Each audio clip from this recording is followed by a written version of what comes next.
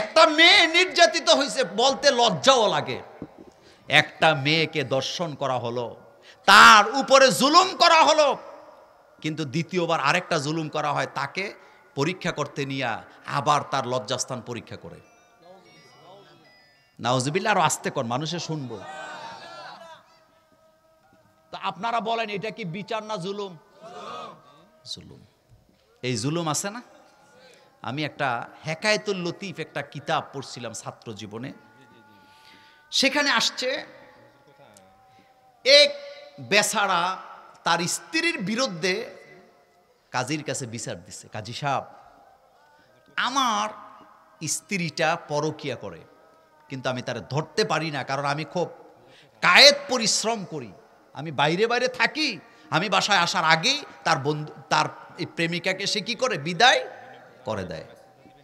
বিচারপতি এইভাবে গালে হাত দিয়ে 10 মিনিট চিন্তা করছে, কারণ যারা বিচারক হবেন তাদের মাথার মধ্যে কিছু গিলুটিলু থাকা লাগে নাকি লাগে না?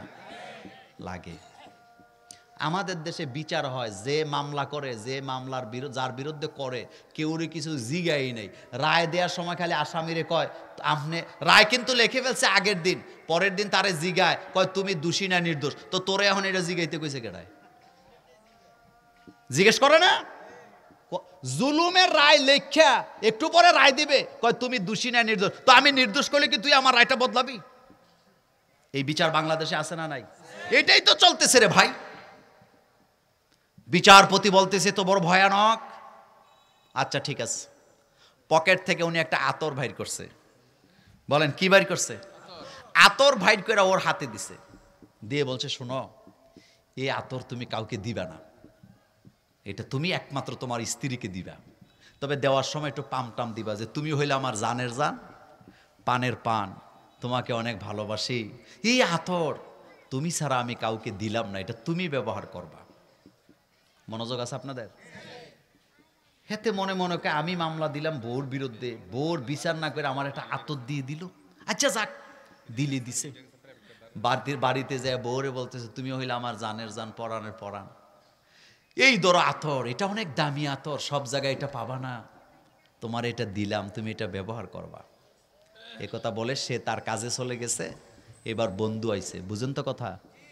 বন্ধু যখন আইছে, হেতের বউ এখন আবার আতর বাইর করে বলতেছে আমার স্বামী এটা দামি জিনিস, এটা আতর দিছে, আমি আর আতর দিয়ে কি করবো, তোমার এটা দরকার, তুমি হইলে আমার জানের জান, ফরানের ফরান, তোমারে না দিয়ে কি পারি। একেবারে আতর নিয়ে গালে, দাড়িতে, কলজিয়ার মধ্যে লাগাই দিছে। আতর দিছে না বাস দিছে? কথা কর না কেন? এদিকে বিচারপতি 2 জন গোয়েন্দা বিভাগের লোককে নিযুক্ত করে রাখছে। এই আতরের গ্রান যার কাছে পাওয়া যাবে অ্যারেস্ট, কারণ এই আতর তো আর কারো কাছে। হেতে তো আতর দিয়ে রাস্তা দিয়ে রওনা দিছে, মাশাআল্লাহ পুরা রাস্তা, এটা তো বিচারপতির আতর।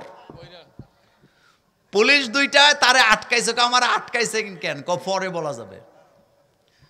ধরে আনছে, আনার পরে আসামি এখন ধরা পড়ছে না পড়ে নাই?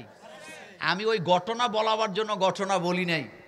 যিনি বিচারপতি হবেন তার মাথার মধ্যে কি থাকা লাগবে? গিলু, তাইলে ন্যায় বিচার পাবেন। গ্রামে যারা বিচার ফয়সালা করে তাদের মাথার মধ্যে গিলু থাকা লাগবে। থাকবে কি, বিড়ি খাইতে খাইতে কলজও ফসাইছে, ব্রেন্ডারও ফসাইছে, পেটটারেও বড় করছে। দেখবেন কিছু কিছু মানুষ আছে, আপনি কষ্ট পাইয়েন না, কিছু কিছু মানুষ আছে শত্রুর বাড়িতেও খায়, মিত্রুর বাড়িতেও খায়। আমি আর গিয়াসউদ্দিন হুজুরের মধ্যে বিশাল ঝগড়া, কিন্তু মাঝখান থেকে আরেকজন আছে, আমার জিয়াফতও খায়, ওনারটাও খায়। এরকমের লোক আপনাদের এলাকায় নাই? মুনাফিক। বলেন এরা কি? মোমেন সব সময় নিজের অবস্থানকে পরিষ্কার রাখে, একদিকে থাকে, হকের পক্ষে থাকে। মোমেন কখনো 2 জায়গায় যায়, মোমেন কখনো মুজাবজাবিন হয় না, মোমেন স্পষ্ট হয়। মোমেনের ঘোষণা হয় লা ইলাহা মুহাম্মাদুর সাল্লাল্লাহু আলাইহি ওয়াসাল্লাম। আমার কলিজার ভাইয়েরা, কোরআনকে আনতে হবে, কোরআনের আইনের কাছে যেতে হবে।